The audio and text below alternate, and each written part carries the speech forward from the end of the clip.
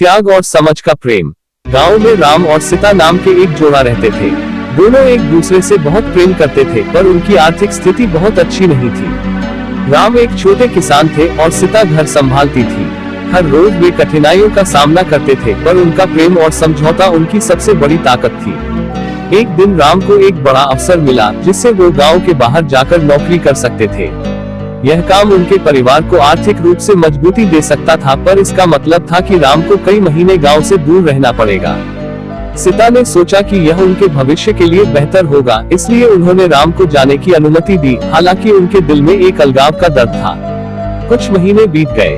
राम शहर में खूब मेहनत कर रहे थे और पैसे भेज रहे थे, लेकिन शहर की चकाचौंध और अकेलापन कभी कभी उन्हें विचलित करता था।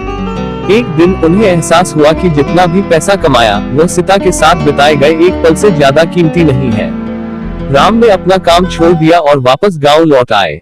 जब वह लौटे तो सीता ने उनका स्वागत किया और कहा, तुमने हमारे परिवार के लिए बहुत त्याग किया, लेकिन हमारे साथ बिताए पल सबसे अनमोल है।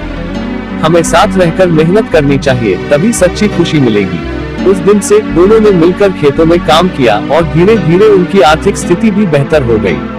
पर सबसे बड़ी बात यह थी कि उन्होंने एक दूसरे के प्रति सम्मान, प्रेम और समझ का महत्व समझा।